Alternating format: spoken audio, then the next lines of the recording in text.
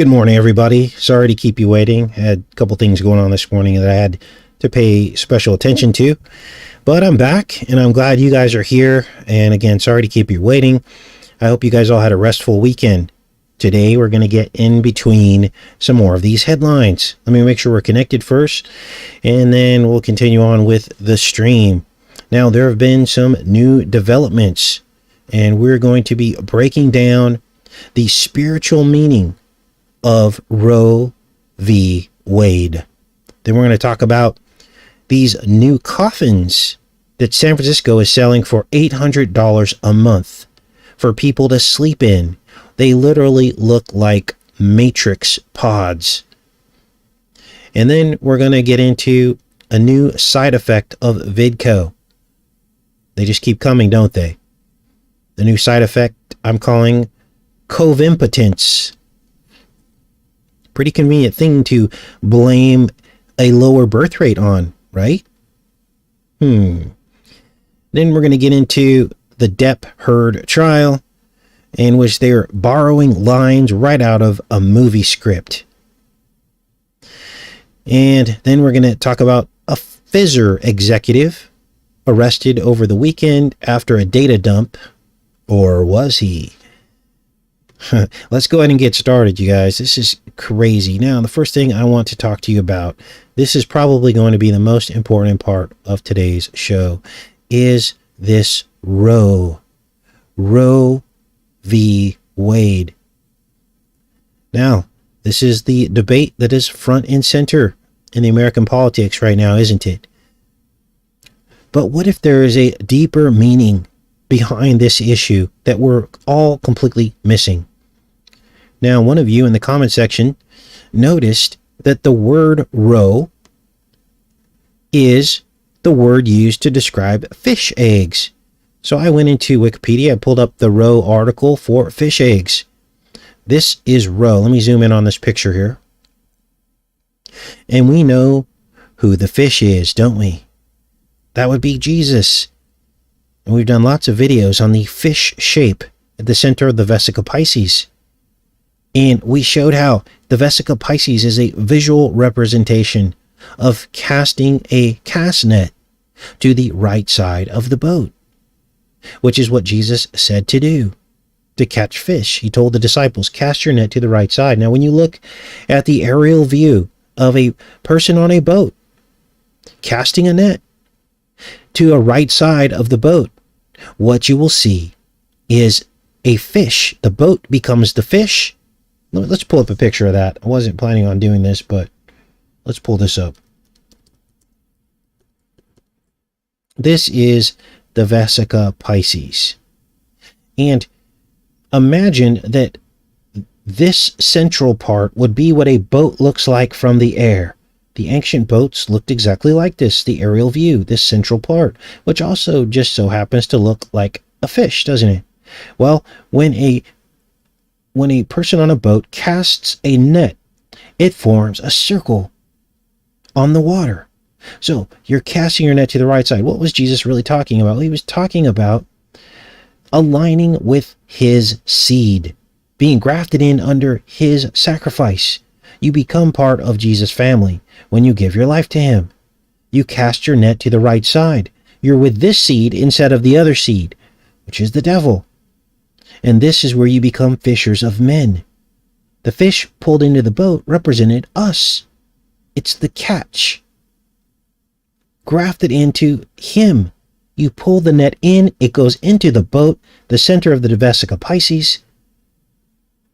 And isn't that a miracle? You probably have never heard that explained to you in that way before. But it is the truth. Jesus is the fish, the pure seed of God's original creation.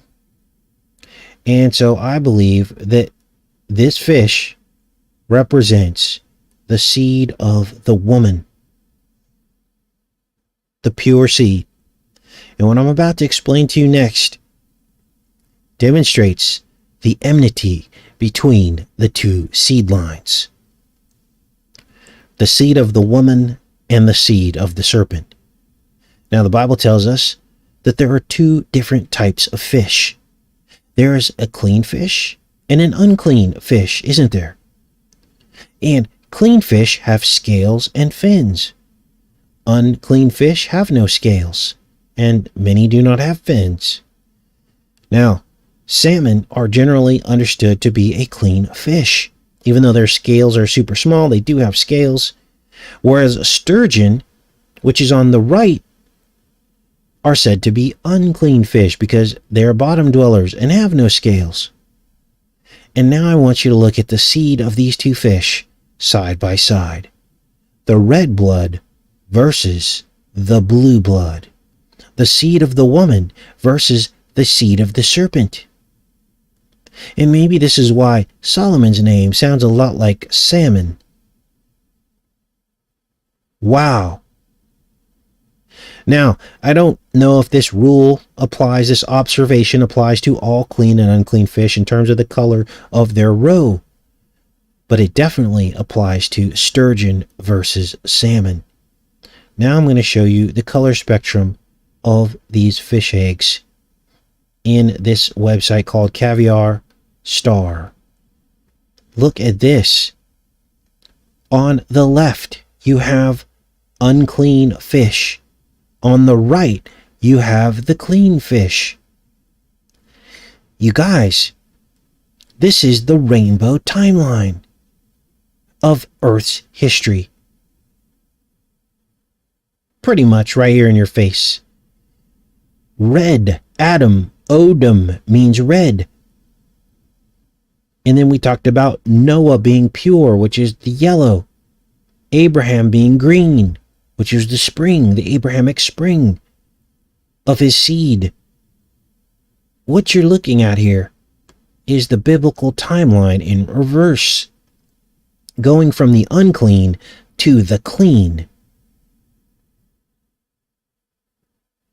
Now, in here they talk about this, talk about the color of eggs, of the fish eggs, the caviar, the roe, right?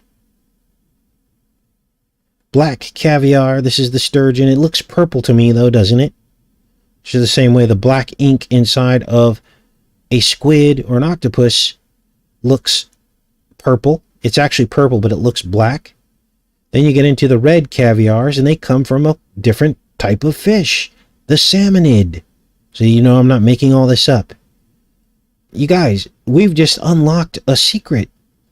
A natural secret of the natural realm. Now this must have been what God was talking about when he said that the glory, his glory, was reflected in his creation. Here's one such observation. And there are many, many more. Now, sturgeon are not blue blood based fish as far as I know, nor are they copper dominant, but this visual and spiritual metaphor that we just uncovered is stunning. So now that we know what roe means, are you ready for this? Let me make sure you guys are with me here. Now that you know what roe means, what about the wade? Well, wade means, ready for this?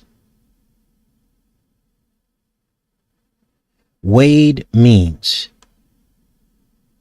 at the river crossing. But a very long time ago, it meant something much more cryptic and evil. You might want to sit down for this one. This is the ancient Egyptian god, Wade. It's actually WADJ, but you can see it's the first three letters of the word Wade. Now, who is WADJ, the ancient Egyptian god?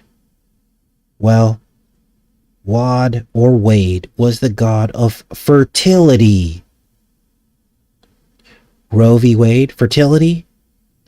The god of swamps and things born out of these swamps. The great green. A place in lagoons and swamps where a person could wade through on foot. In other words, the god Wade has to be the dark seed counterfeit to the seed of the woman, to the seed of the Roe. Roe v. Wade. Now, the word wad or wade or wage sounds like wage, doesn't it? It actually means green. I thought I had another thing pulled up here. The word WADJ actually means green. And the symbol actually looks like a papyrus stem. Now, as things begin to appear to shift back toward the overturn of Roe v. Wade, which I don't think it will actually happen. I think this is to bring it all up, to stir the pot, make the right think they're going to win, and then pull the rug out from under them. That's what I think is going to happen here. Well, as this begins to happen, it is actually emboldening the left. As some of these states are basically overcompensating to try to counter the sentiment of the possible overturn of Roe v. Wade. And there's a free-for-all going on. Look at this. Roe under threat. California leans in as a refuge. So, come one, come all.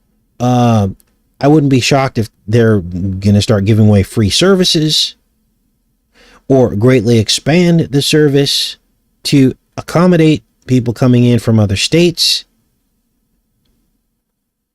on the backs of our tax dollars. So you got California and other states leaping into action to counter this. And now you're starting to see the modern day exodus. It's happening.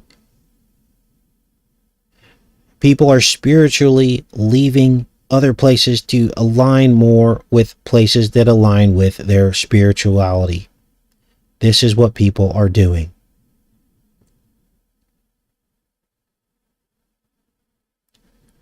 And so, what does that mean? Well, people that are living in California now who don't like what's happening are leaving.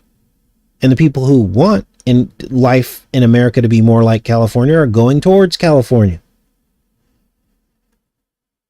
This is what's going on. Now,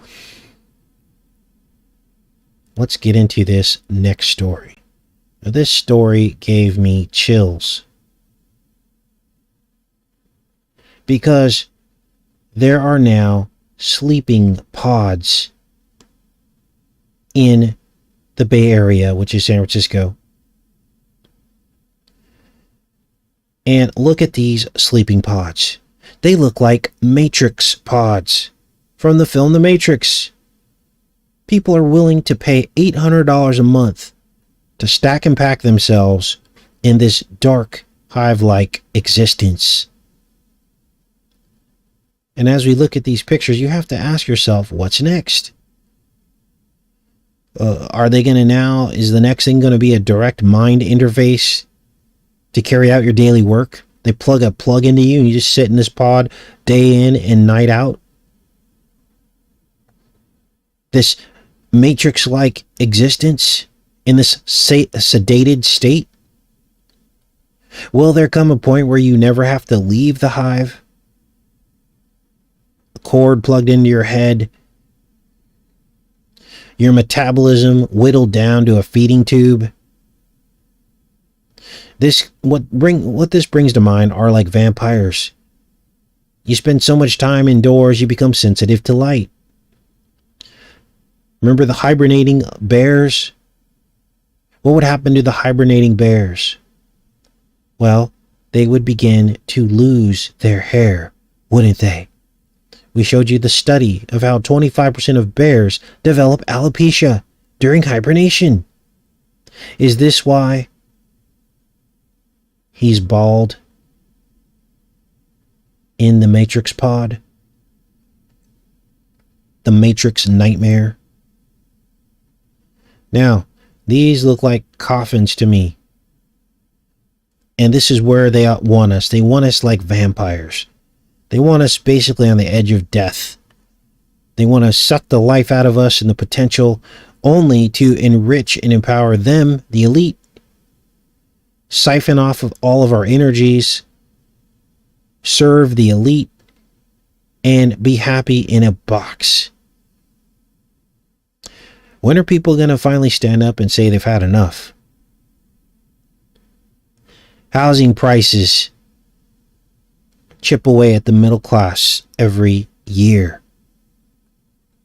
When will America stand up and demand fairness? You know, way back when I was like 6, 7 years old, I remember my mom spilling the beans on how much we paid for rent. I think it was $150 a month for a 3-bedroom duplex. And although times have changed, wages really haven't. As far as I can remember, a decent job was about $35,000 a year. Even when I got out of college, that's how much I was making. And I remember that it wasn't a lot of money. It didn't meet all of my needs, but I was okay for where I lived. Well, here we are, 25 years later, and people are still making $35,000 a year, except the price of everything has quadrupled. Gas, quadrupled. Electricity bill, quadrupled. Rents, quadrupled. When is enough enough? When is things going to balance out? When are we going to demand that our wages reflect a proportion of the corporate profits? It shouldn't just be, oh, we get to make endless amounts of money and your wages stay the same. The wages should be a percentage, and this should be a law. It should be a percentage of the person's profits. And I don't know what that is, but that's a lot more fair than corporations just getting filthy rich, and they're on their yachts and boats, and you have a slave class of workers. It's just not fair, and everybody knows it. But everyone's so afraid to set something in place to make things fair because they don't want to be called names. They don't want to be called socialism and Marxism. They don't want to be called any of that. But we all know it's a problem. People making $35,000 a year are poor. And that hasn't changed in 30 years. Nothing's changed with wages. But yet, look around us. What do we see? Riches abounding.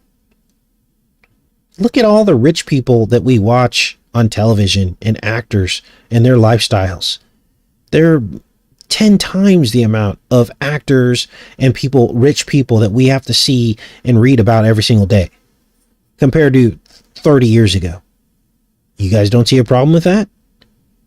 You don't see a problem with them still paying you what you're making for the efforts that you put in? People working themselves till they get sick. Then who's going to take care of you? Right? So, this arbitrary number that they set at a wage, it's never going to be enough until we demand that something change. And this goes not just for the United States, this goes all the way around the world. Do you know what it's like to live with uncertainty in your life?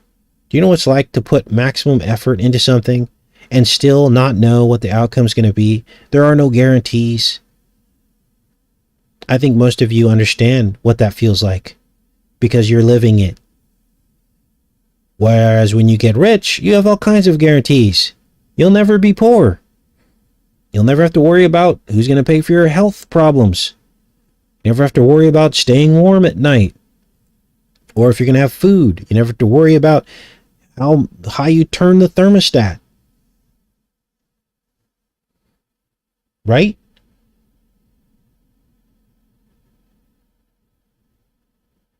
So, this is where things sit with the stack and pack. Now, we're going to read this article here, and we'll get into some of this, and so you guys can see what's going on.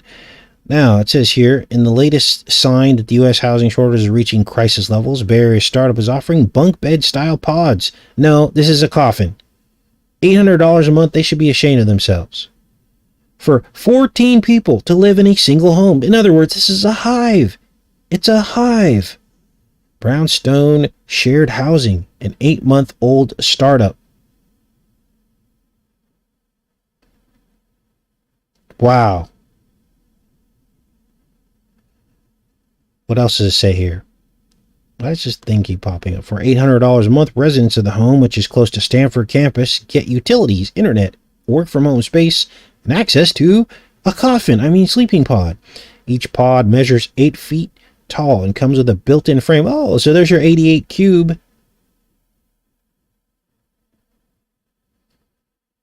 There's your 88 cube. The pods are stacked 2 tall and have curtains that close for privacy. What else does it say here? Look how many stairs, 1, 2, 3, 4. Oh, another cube. So 4 steps on the stairs. Internet reacted viscerally to the pods after an insider article this week. Some users on Reddit anti-work forum called the setup inhumane. You think? And drew comparisons with cramped pod apartments in Asia.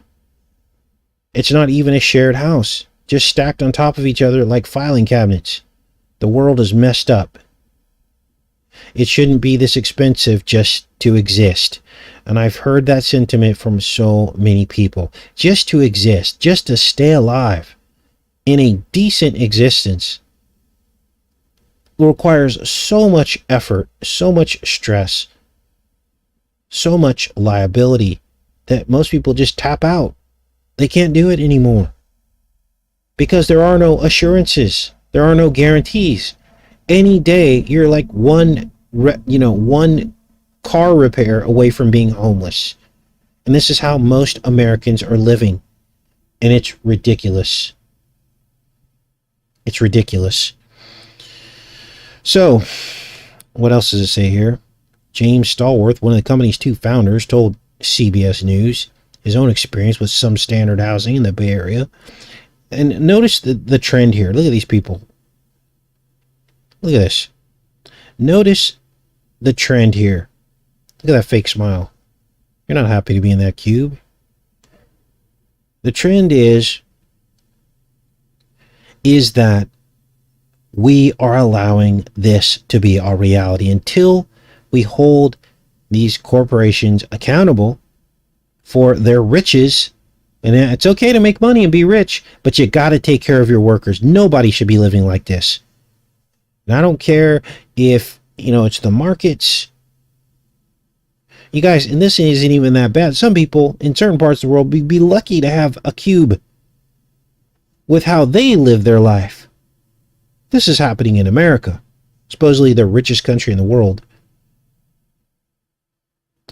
So, man, this begs all kinds of questions, doesn't it?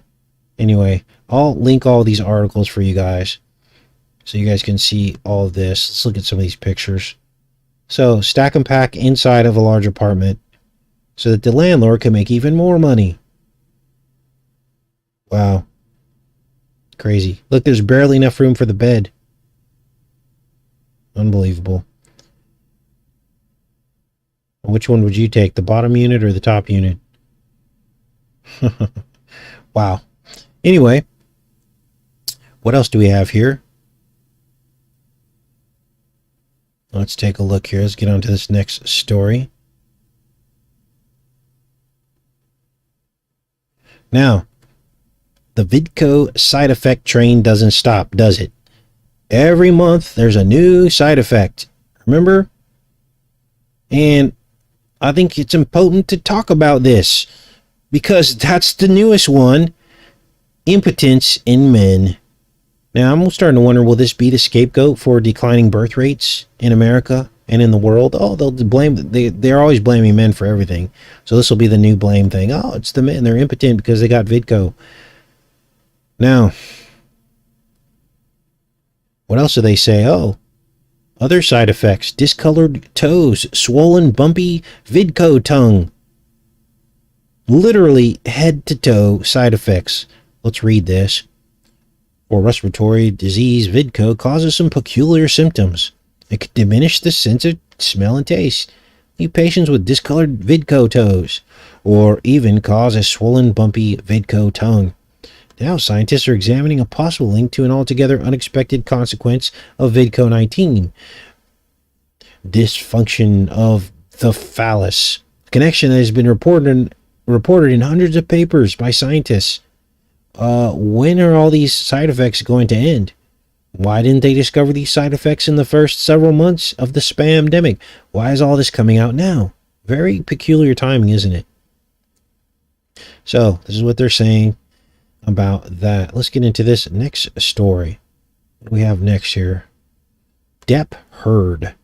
What's going on here? Well, the internet has spotted something. Now, we all knew this was a bunch of acting, mostly. In my opinion, is that this will all end in some kind of massive rope-a-dope. That's what I think is going to happen. They're drawing us into something. They're drawing us into sympathy for the devil. I think this is one big gaslighting ritual. Feeling sorry for what we already know is an evil person. We already know he hangs out with Marilyn Manson, and he's pretty much one of the most outwardly evil people in Hollywood. He doesn't try to hide it. And they want you focusing your spiritual energy on these kinds of things to have sympathy for these people. And now this can't be good, you guys. Depp is a well-established demon. We know that. Notice how he changed. Like, remember everyone was commenting on his appearance? Well, now they're starting to depict him as this more handsome man. Like, what did he do? How did he get back to that state? Well, we know what they talk about doing to gain their looks back. We've seen it in the movies over and over and over again.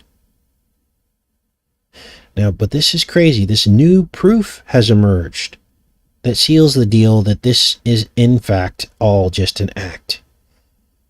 On the left is Heard's testimony. On the right, several lines from the movie The Talented Mr. Ripley. Look at this. Exact. She borrowed it exactly from the script. Is there like a teleprompter for these people? Like, this is just really weird. Word for word. The thing with Johnny, it's like the sun shines on you and it's glorious, and then he forgets you and it's very, very cold. When you have his attention, you feel like you're the only person in the world. That's why everybody loves him so much. And then in the movie, the thing with Dickie, it's like the sun shines on you and it's glorious, and then he forgets you and it's very, very cold. When you have his attention, you feel like you're the only person in the world, and that's why everybody loves him so much. Almost the exact same thing. Now let's take a closer look at the talented Mr. Ripley. Look at this. You ready for this? I did some analysis on this. I broke this down. But basically, the talented Mr. Ripley released in 666, which is 1999, on Christmas Day. And also on the 6th plus 6th month, which is December, that's 12, on the 6th plus 6th day, which is the 12th. So 12/12, so that's 6666 999. It released when Amber Heard was 13 years old. There's another number. And Depp was 6 plus 6 plus 6 and 6 plus 6 plus 6 years old. 36. And this happened 199 days after his birthday is when that film released. Can't make this up, you guys. This has 666 all over it, as you can see. Now, here are the dates here, as you can see, 199 days after, or before, I'm sorry, the film released on Christmas Day, because it had two release dates. And let me show you that, just for the sake of you seeing it? And here we have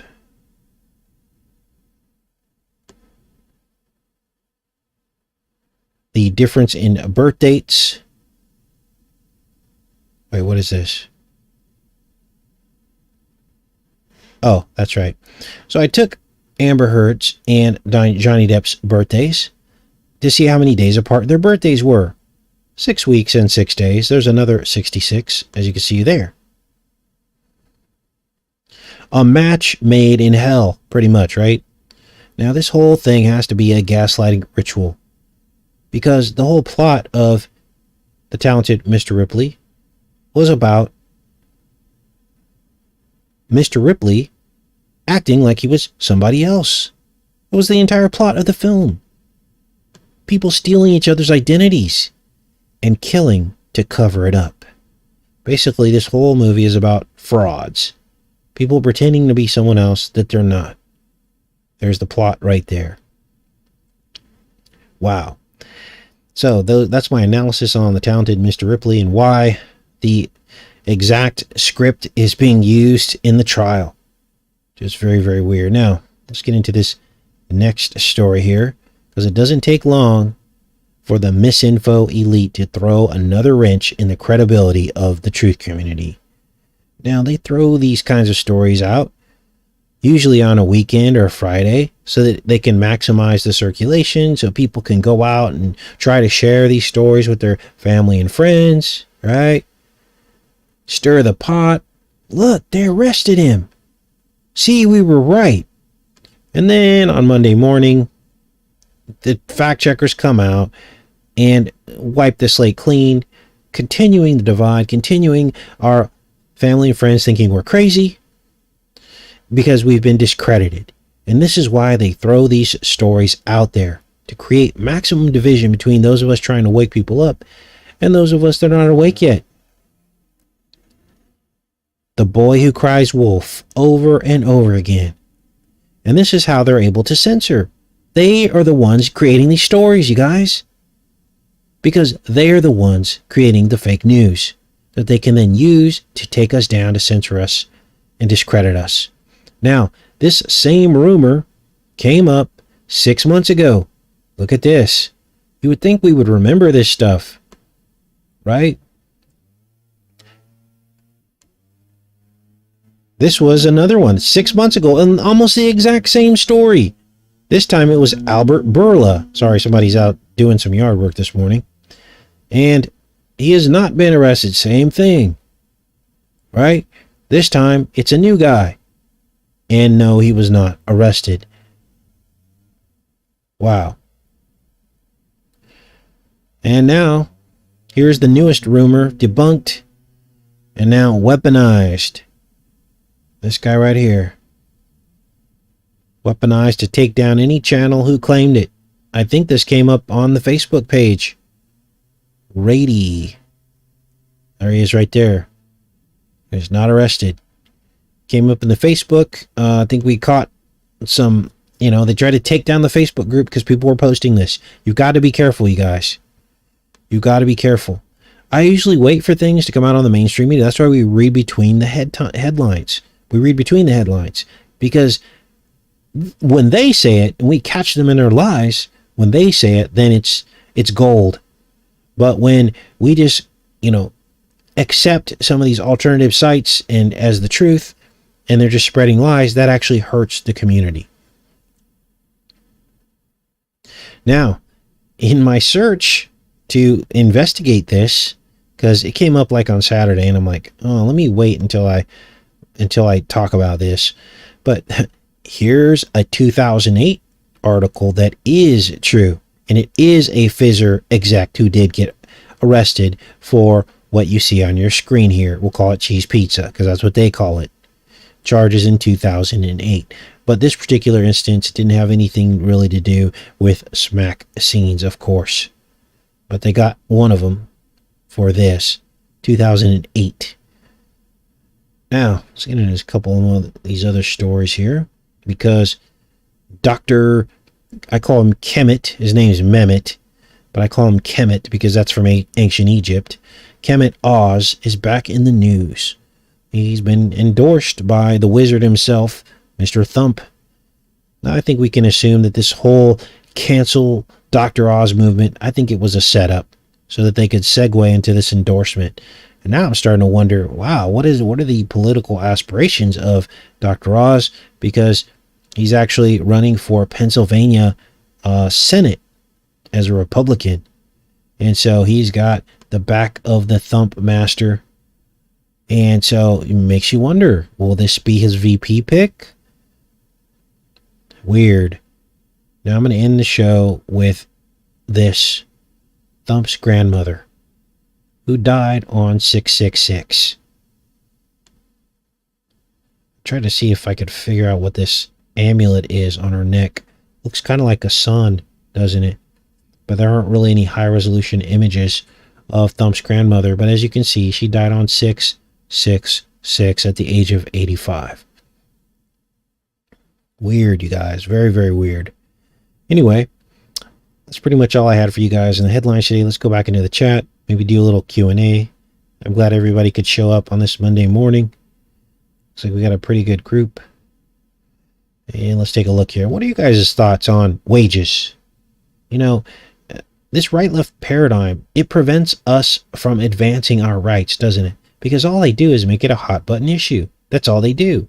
They simply pretend like it's being opposed by the other side, and that basically derails or takes all of the steam out of anything that we can do to get fairness back in this country.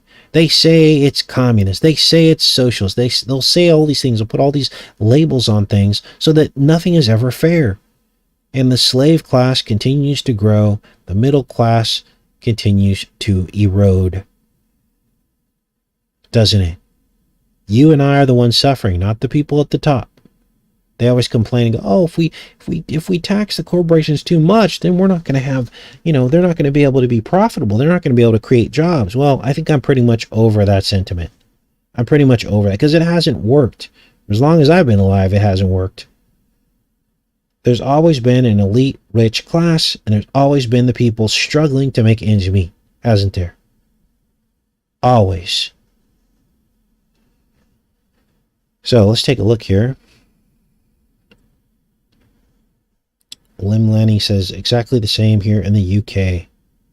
System is corrupt and falling. Yes, it is. Low wages are to keep people constantly working and not researching truth. Yes, I believe that's definitely part of it. But don't you think it's weird how 25 years ago, 35 grand a year pretty much got you the same thing it gets you now? Isn't that weird? Shouldn't the wages shouldn't everybody be making six figures now based on how the economy has grown? Shouldn't everybody working 40 hours a week be making six figures? I mean, based on the scale of the economy and how everything has gone up in cost, that should be the case. But it's not. It's the same numbers from 25 years ago. It's crazy, you guys. It's crazy.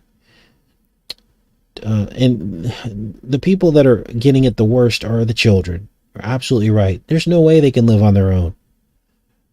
There's no way. All right, same here in Canada too. We have a Dollarama and nothing's under $2.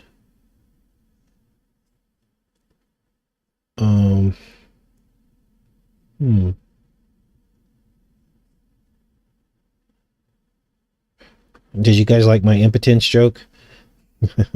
I think it's important that we talk about it. Anyway, sorry. I'm kind of goofy. Now, we got to pray for KJ, you guys. KJ had another heart attack. He's been having a series of heart attacks, stents in his heart. I wanted to mention this on the show on the weekend, but it was a premiere on the weekend, so I wasn't able to talk about it or mention it. But if you didn't know, KJ had another heart attack. Now, he told me he's actually considering going on camera, and that's huge. I mean, he's been on YouTube since 2007, so that must mean things are pretty serious. And so we just got to pray for him, okay? Pray for KJ, because I couldn't even imagine having heart issues. Pray for Bill Swindle. Bill Swindle has also had some heart issues as well. He's been a long-time person on this channel. Bill actually helped me out of a bind years ago when I got that ticket when I was fishing. And the guy pulled, I had a $300 ticket for catching a brown trout. Bill, I didn't even ask anybody to do it. And Bill sent me a PayPal to pay for the ticket. And that was years and years ago, but I never forget acts like that, because that's amazing. We should be trying to help each other if we have the means. So, Bill's also having heart issues, and there's so many other things that are going on with people, and I can't even begin to, remember every single instance, but a lot of people need our prayers. A lot of people. All right. Okay, someone said, let's see here. Let's go up here and see what happened here. KJ gave a comment today, and he is some more days in hospital, and he feels very bad, but doing videos, but he is in good spirit. We pray for him. Thank you for that update. All right, yeah, poor Chubbs, Chubbs probably freaking out. All right. The once lost and now found sheep guy has heart issues. What? All right. Z on Johnny Depp's left hand. Oh, weird. I think there's supposed to be another World War Z movie coming out. I'll have to definitely decode that. And we know that there's another I Am Legend that's in the works as well. Yes, Sven Dabs. Scariest movie ever is KJ. Yeah. All right. Pray for others. Yes, we should always be praying for others. Okay. All right, you guys, I'm going to go ahead and pop off here. We'll be back tomorrow. I have a few more headlines. I don't want to try to squeeze them all into today's show, but we're also going to be decoding the series Outer Range. It'll be the last video we do on Outer Range, about a hole that opens up in the earth, a portal, a time portal, and two different worlds and how they interact with one another. So we'll be doing that decode tomorrow, my final thoughts on that series, as well as some more headlines. So that's what we'll be up to tomorrow. I love each and every one of you guys. Have a great rest of your day. Take care and be safe.